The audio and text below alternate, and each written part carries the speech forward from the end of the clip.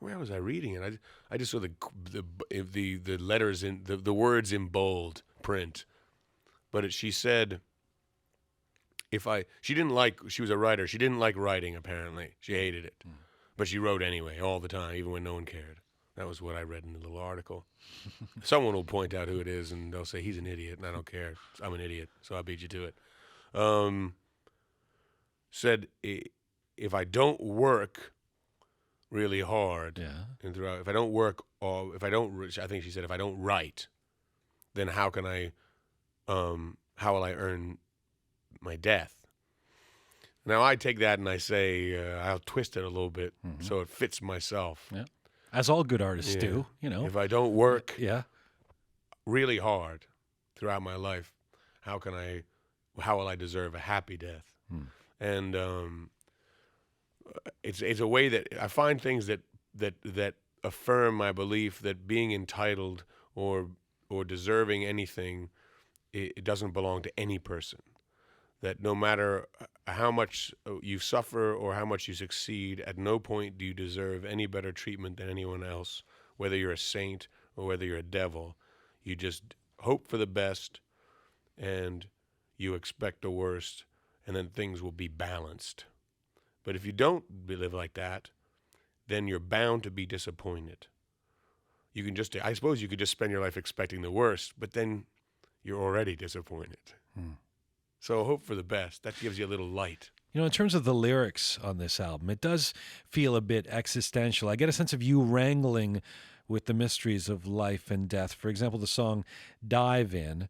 What was going through your mind as you wrote the lyrics for that song? I think the song overall makes a sort of maybe a wider look at the world. But that there is that tendency nowadays, and I suppose maybe it's always been there, that someone else will deliver the necessary elements to keep everything rolling. And that sometimes those people who would like to think that they are in control, or maybe that they're some sort of puppet masters, or that they have an idea of how things should be, would like us all to believe that. And then I think sometimes we like the idea that someone else will take care of us. But and where are you at right now? I think it's a very dangerous mistake to be. I hope, I would really like to think that there's somebody that will take care of us. But there's a lot of references to God. Whether it's God. On the record. I refer to God a lot. But more often, I guess I refer to God as, I don't want to be too brutal, but sometimes sort of a failed experiment. If it's gonna take care of us, it's pretty. I know there's arguments for what's happening to us, but it seems, or justifications for it. But I think God is more often a dangerous idea. At least for us. Maybe we're just not big enough to eat it. But, maybe that's a sandwich for someone with a more open mind. Then God can come to us. But for us, I think God is more often an excuse for not doing anything, and more often an excuse for things that are wrong to justify them. And that's not good, God. Let's get other God. Let's get God that would let's have a God that thinks we should take care of the world. Let's have a God that demands that of us. Let's have a God that demands that we care about each other profoundly and deeply, even if we don't agree with each other.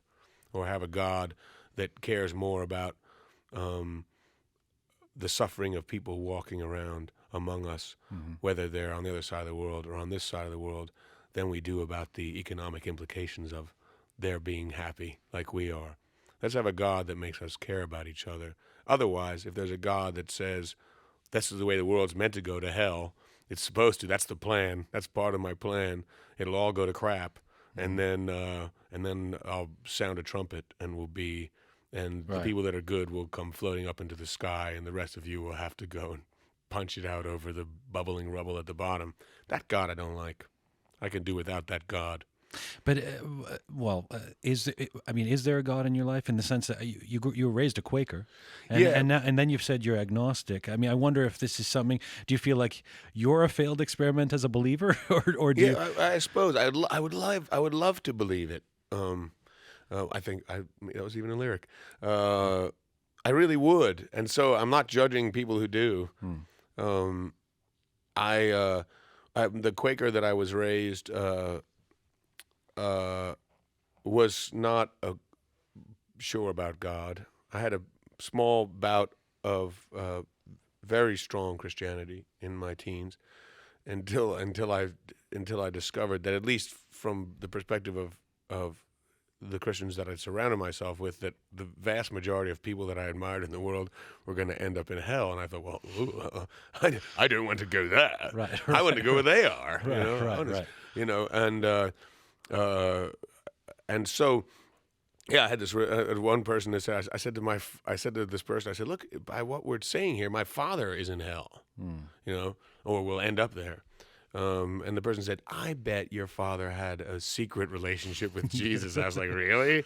Like, what they wore stockings together at night, fishnets, and they dressed? No, he didn't. I know him. I know him. I remember him well enough to know that he wasn't pulling a fast one on us and going to, sneaking out on Sunday to take in his Right. Christian ideas. No, but what has at this point everything has led to my. I mean, there may be a greater idea of God or of the source of things that if it's not really necessarily awake, and it doesn't. I can't believe in any way in a God that cares about me. Hmm. That makes no sense to me. A God that's watching me and hoping that I make the right choices. That God is impossible. It doesn't. I don't know. It rips at me, the idea that God has got so much. What is the perfect term? He's got so that God has so much leverage. I like the God that you know slipped on a pencil and the universe was born, and now is sort of staring at some dead something, unaware of its own existence. That God that really maybe isn't a God. But you're still a That's spiritual guy, yeah, right? yeah. I mean, Because when you talk about love, it's on your records, and when I've heard you a couple of times, you don't do a lot of interviews, but when I've heard you, you sound like you believe in something. And even just now, a few minutes ago, when you were talking about if I work hard, I'll have a happy death. I mean, that might just be practical or pragmatic, but it also sounds like something spiritual as well, yeah, right? well, I have a great, I have a wonder at the world. And I don't understand how you can't. And I have a wonder at people, and I think we're magical monkeys. And I, you like anybody, you stare at the stars and you go, wow, this is, that's, how did we survive?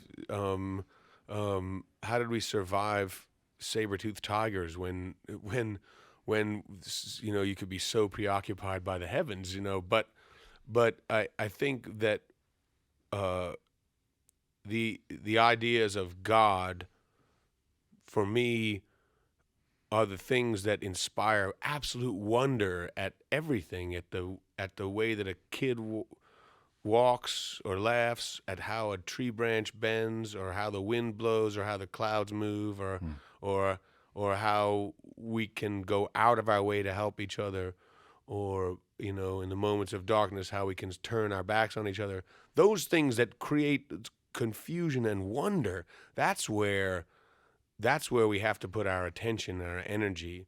The absence, the separation, the thing that cuts those parts of us away and makes us think about some other consciousness that is not here, but we just have to have faith in, and we have to remove ourselves from this thing that is everything and look there. That just confuses me, and that makes me think that we're missing the point and that we're like dangerous.